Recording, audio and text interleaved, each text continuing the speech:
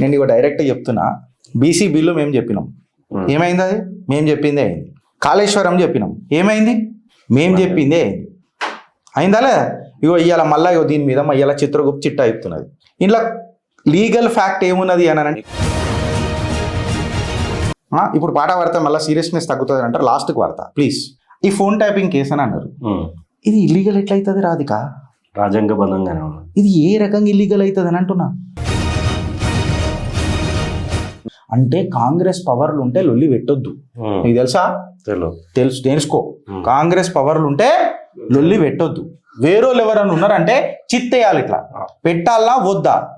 చిత్తేసినాక పెట్టాలి అని వచ్చింది అనుకో, మళ్ళీ చిత్తు పత్తేయాలి. ఎందుకనంటే పెద్ద ఆయన ఏడున్నాడో చూసుకోవాలి. ఏఐసీసీలో బ్యాంకాక్లో ఉన్నాడా, బెంగళూరులో ఉన్నాడా? ఆయన బ్యాంకాక్లో ఉంటే పంచాయతీ చేయొచ్చు. మళ్ళా ఎవరు చెప్పిండ్రు, ఎందుకు చెప్పిండ్రు, ఏమి చెప్పిండ్రు, బుచ్కి మాటలు ఇవన్నీ. ఎందుకు, ఏమిటి, ఎలా? అది తీసేదో టెలిగ్రాఫ్ ఫ్యాక్ట్ చూస్తే అయిపోతుండే కదా.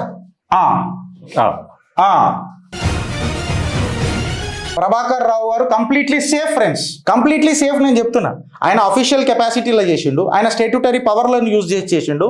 ఇంకా కరెక్ట్గా చెప్పాలంటే అండర్ లా హీఈస్ ప్రొటెక్టెడ్. ఇక కాంగ్రెస్ వాళ్ళు అందరు ఇప్పుడు పేపర్లలో వచ్చింది కదా, బీఆర్ఎస్ వాళ్ళని లోపలేస్తున్నాం, ప్రభాకర్ రావు లోపలేస్తున్నాం చూడరిగా అని చెప్పి ఇక వాడతారు ఇట్లా కూర్చొని.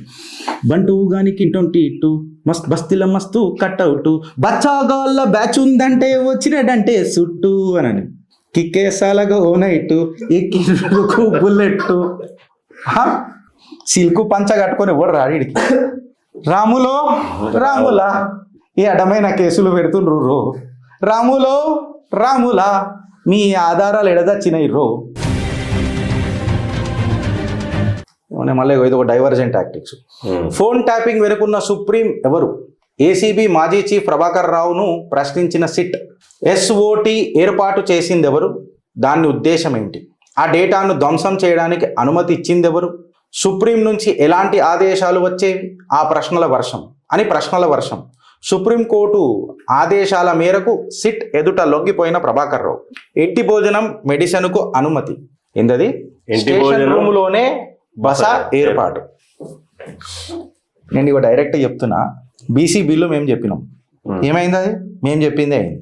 కాళేశ్వరం చెప్పినాం, ఏమైంది? మేము చెప్పిందే అయింది. అయిందా లేదా? ఇగో ఇవాళ మళ్ళీ ఇగో దీని మీద ఇవాళ చిత్రగుప్త చిట్టా చెప్తున్నది. ఇంట్లో లీగల్ ఫ్యాక్ట్ ఏమున్నది అని అంటే బుట్ట ఏం లేదు. బుట్ట ఇప్పుడు పాట పడితే మళ్ళీ సీరియస్నెస్ తగ్గుతుంది అంటారు. లాస్ట్కి పడతా ప్లీజ్. నేను ఆపుకోలేను, లాస్ట్కి పడతా దయచేసి చెప్తున్నా. ఈ ఫోన్ ట్యాపింగ్ కేసు అని అన్నారు. ఇది ఇల్లీగల్ ఎట్లయితుంది రాధిక? రాజ్యాంగబద్ధంగానే ఇది ఏ రకంగా ఇల్లీగల్ అవుతుంది అని అంటున్నా. లాఫుల్ ఇంటర్సెప్షన్ అని అంటే అసలు నేను లీగల్గానే దీని మీద చిట్టా తీసుకొని వచ్చిన.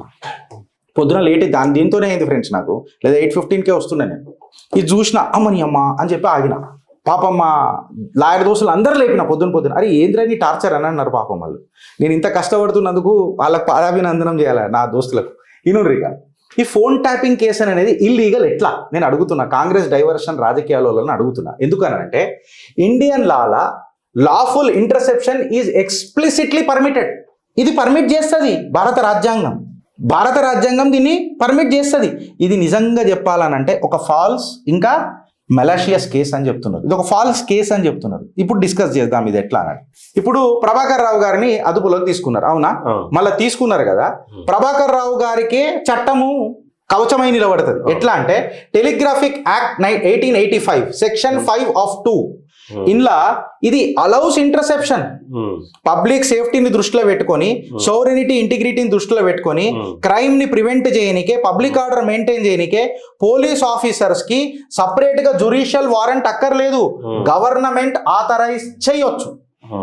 ఇది చట్టం. మళ్ళా ఎవరు చెప్పిండ్రు, ఎందుకు చెప్పిండ్రు, ఏమి చెప్పిండ్రు, బుచ్కి మాటలు ఇవన్నీ. ఎందుకు, ఏమిటి, ఎలా? అది తీసేదో టెలిగ్రాఫ్ ఫ్యాక్ట్ చూస్తే అయిపోతుండే కదా. ఐటీ యాక్ట్కి వద్దాం. ఇప్పుడు 2000 ఐటీ యాక్ట్ 2000 సెక్షన్ 69 ఏం చెప్తుందంటే ఇది interception, monitoring, data retention plus deletion. చట్టమే చెప్తున్నది రా నాయన. నువ్వు చెయ్యి, తర్వాత డిలీట్ చెయ్యి అని. ఎందుకు చేసినావు, ఎవరు చేయమన్నారు, నీ వెనకాల ఉన్నది ఎవరు? గవర్నమెంట్ రూల్ ప్రకారము నేషనల్ సెక్యూరిటీ లా ఎన్ఫోర్స్మెంట్కి ఇది ప్రాసెస్ అలా. సరే ఇది కూడా వద్దు, పోనీ చదవలే అనుకుందాం. టెలిగ్రాఫిక్ రూల్స్కి వద్దాం. 419A ఏం చెప్తున్నది అని అంటే, ఇంటర్సెప్షన్ నువ్వు చేస్తావు చూడు, అది టైం బౌండెడ్. 6 months 24 గంటలు పెట్టుకొని దాని మీద గిలి గజ్జలాట ఆడం, గిలి అని ఆడమరు దాని మీద. టైం బౌండ్ అప్రోచే ఉంటుంది. అంటే డేటాని నువ్వు రివ్యూ చేసుకోవాలా, పీరియడ్కి రివ్యూ చేసుకోవాలా. దాని తర్వాత దాని పని అయిపోతే ఏం చేయాలి? డిస్ట్రాయ్ చేయాలి. మీరు కాంగ్రెస్ వాళ్ళు వాడుకొని వదిలేస్తారు చూడు, గట్ల చూడాలా. తర్వాత ఏం చేయాలా? డిస్ట్రాయ్ చేయాలా. డేటా డిలీషన్ అనేది మ్యాండేటరీ, ఆప్షనల్ కాదు అని ఏం చెప్తుంది? టెలిగ్రాఫిక్ రూల్స్ 419A చెప్తున్నది. మళ్ళీ డిలీషన్ డేటా అనేది డిస్ట్రాయింగ్ ఎవిడెన్స్ ఎట్లయితుంది? అది లాకి కరెక్ట్గానే ఉంది కదా, కంప్లైన్స్గానే ఉంది కదా. పుట్టస్వామి జడ్జిమెంట్ తీసుకుందాం 2017. పుట్టస్వామి జడ్జిమెంట్, ఈ రూల్స్ వీళ్ళు చదవలే కదా.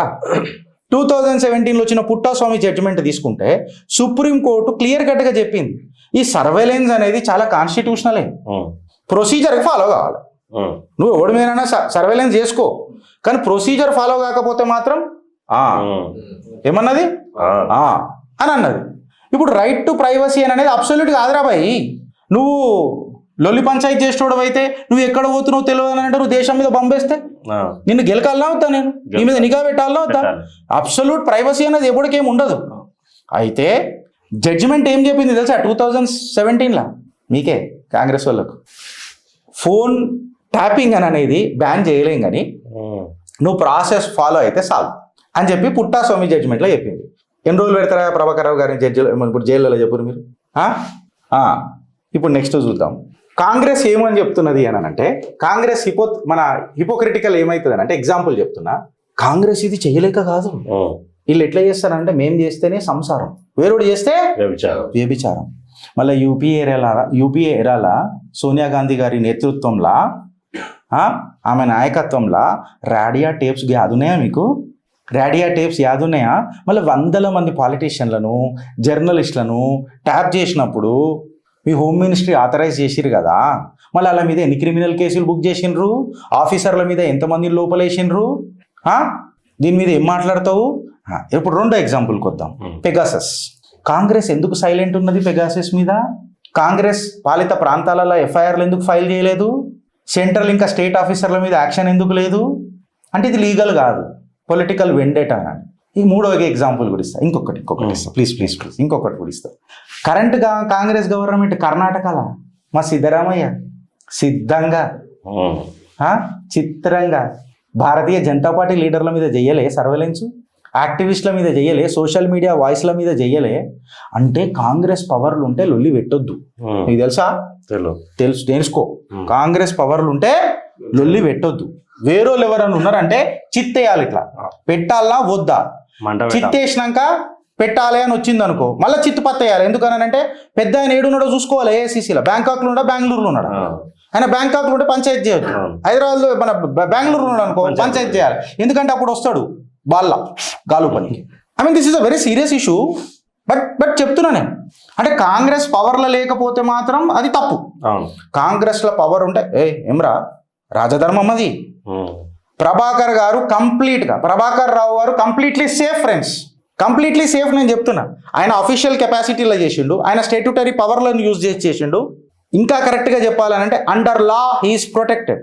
ఈడ మెన్స్ రియాన్ అనేది క్రిమినల్ ఇంటెంట్ అనేది ఎడగనబడుతున్నది. పర్సనల్ బెనిఫిట్ కోసం చేసిండు, ఆయన పర్సనల్ బెనిఫిట్ కోసం చేసిండా? పొలిటికల్ ఇన్స్ట్రక్షన్తోనే చేసిండు. అన్లాఫుల్ గెయిన్ ఏమన్నా దాంతో సాధించిండా? క్రిమినల్ లాకి ఇంటెంట్ అన్న ఏదైనా ప్రాబ్లం ఉండాలా, లేకపోతే ఏదైనా ఇల్లీగల్ యాక్టివిటీ అన్న జరగాల. ఈడ రెండు జరుగుతలేవు కదా.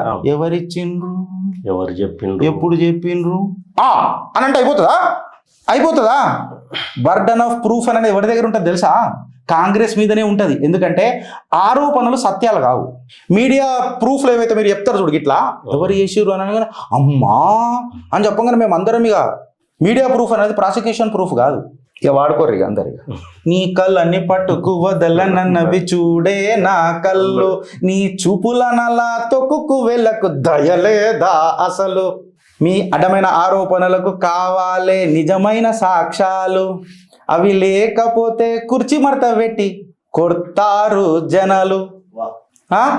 నీ ఊపిరిగాలులు అనేది ఉంటుందిగా, ఉంగే ఉంగురులు, ఆ? సామజవర గమన నీ హీన చరిత్ర చెప్పగలనా, నీ కేసు మీద సాధారాలేందో విలువ చెప్పు అన్నా.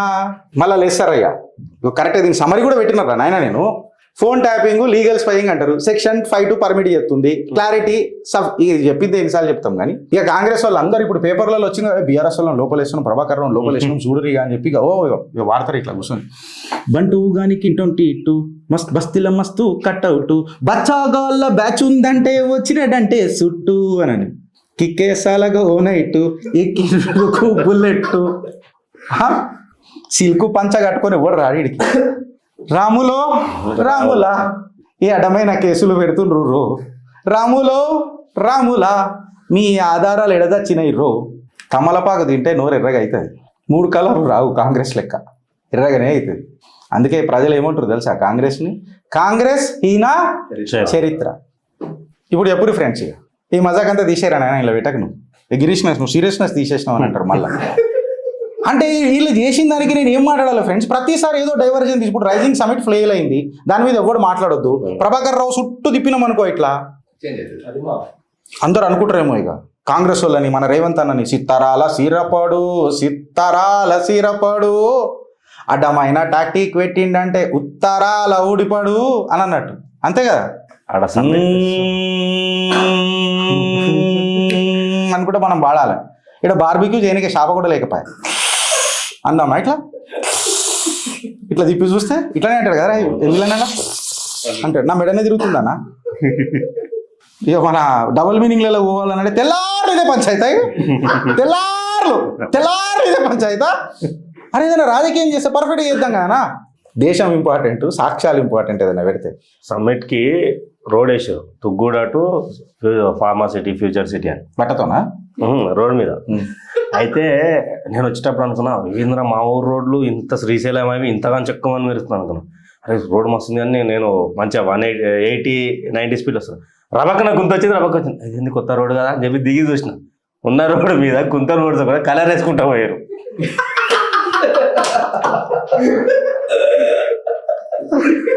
నేనేమన్నా మాట్లాడాలా, ఏమనుకుంటా కలర్ లైట్లే, అవి వైట్ కలర్ బార్డర్స్ ఉంటాయి కదా, అవి మాత్రం కొత్తగా మళ్ళీ పెయింట్ వేసుకుంటా పోయారు. ఈ కాంగ్రెస్ ప్లాస్టిక్ సర్జరీ అంటారు దీన్ని. అన్న నేను జర నల్లగా ఉన్నాను, నాకు ట్యానింగ్ చేయను. ట్యానింగ్ ఏమవుద్ది, ఎంత అయిపోయింది ఇక డాక్టర్ అని అంటారు.